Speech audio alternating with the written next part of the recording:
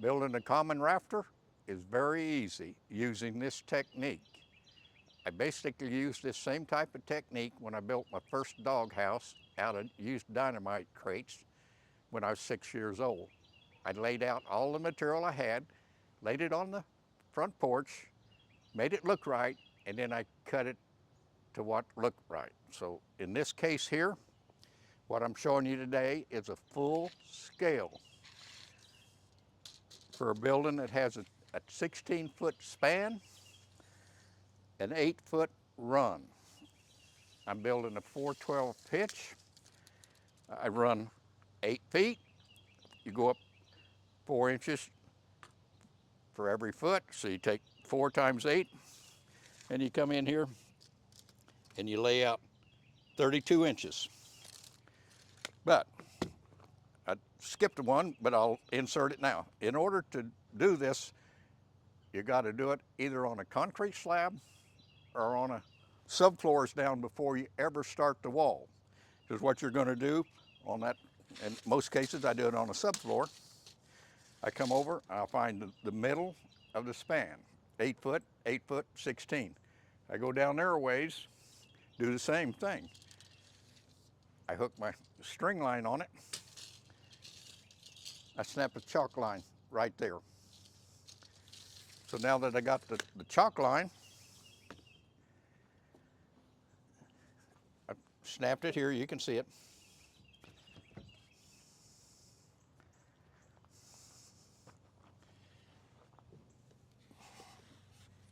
You're just going to bring the board up here.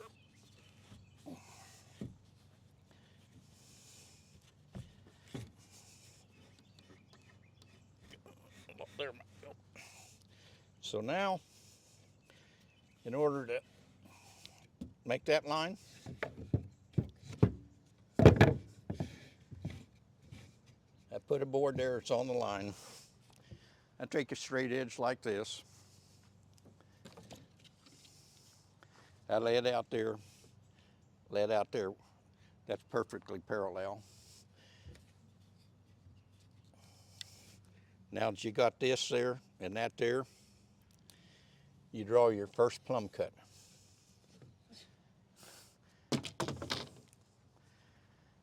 I'm going to cut on the green line because I did that before I started moving everything a while ago.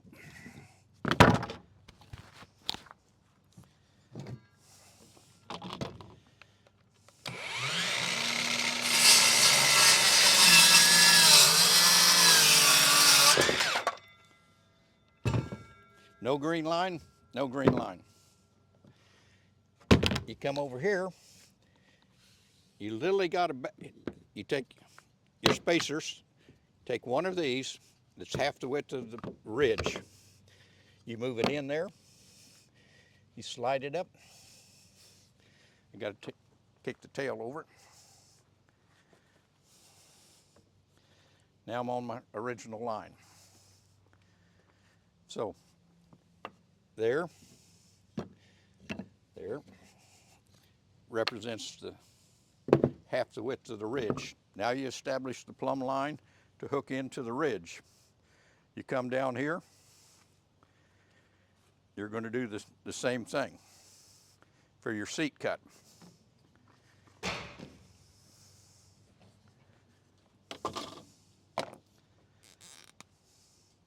I line it up over there with the edge of your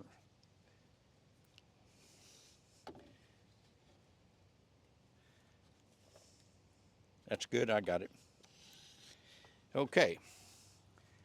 Now you got a plumb cut there. You're offset half the width of the ridge. You come down here, establish another plumb cut. Now the next thing is, am I going to use a 2x4 wall? A 2x6 wall. In most cases, I use a 2x4 wall. So what you're going to do is, I got to wait till my cameraman comes around.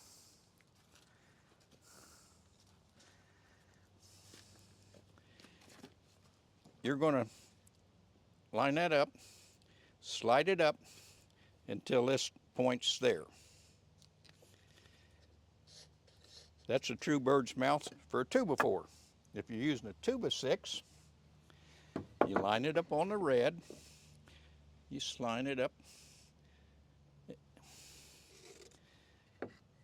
That's for a 2x6.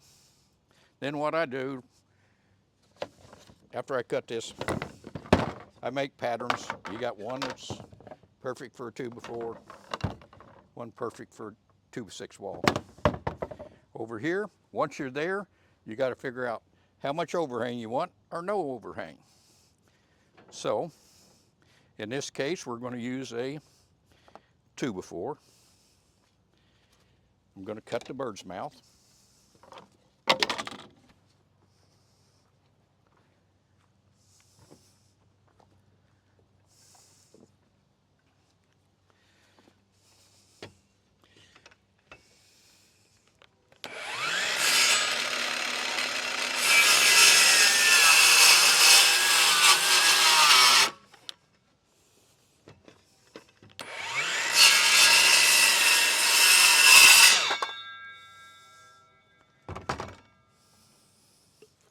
Bird's mouth for 2x4. Now,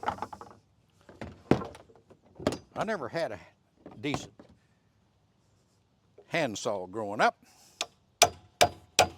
so I didn't use a handsaw to finish cutting a slick bird's mouth. Same way with stair layout. Don't overcut. Clean your bird's mouth up. Now, here's the next secret. You got a bird's mouth here.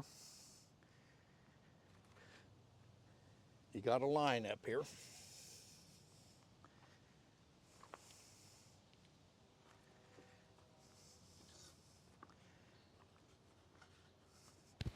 So what you're going to do here, in order to get it to be right, you take that distance there, which is the bird's mouth. You move your bird's mouth there to set on the top plate. If you move that down that far, you got to come up here, move it down to there.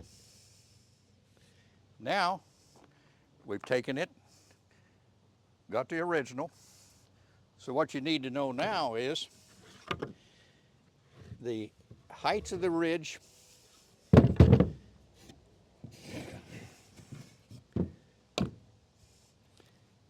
that's what you're using there. Using that ridge in order to determine the actual heights. Above this is the top plate. That's sitting on the top plate. You measure from your ridge, even 28 inches. So what happens is, the top of you can go at this time to the top there and measure down there, just over 38 inches. So you can go ahead and set your vertical pieces, establish your ridge before you start doing it. So now, the last thing, what I didn't cover, if you want that much of an overhang, this happens to be a 2x6, so you establish an overhang. Now you're going to use a 2x6 for your fascia board. It's going to set there and go there. You come down here. Some people cut this off right there. Some people cut it off here. You got your choice. This can't drop below the fascia board. Your sheeting goes on top. So now you've established another plumb line. You've established how much material you need there or there. You then make a pattern. Or you can use this here. Just finish it. Makes a perfect pattern. But for me, same thing. I take a light board instead of the big one, make a pattern just like this, lay out all my rafters, use that, scribe them. What happens is, in this particular case, I made a pattern on a bigger board. Here again, plumb cut. You make a plumb cut down there, and there is the proper bird's mouth for neither 2x6 or 2x8. I did not use a calculator, a speed square, or a framing square. When growing up, if I needed a framing square, I made it out of a cardboard box because it didn't have a framing square. And of course, speed squares didn't exist at that time. Calculators didn't exist at that time. And I'd built many structures before I was able to buy my first speed square. Simple, precise. Do it. Thank you.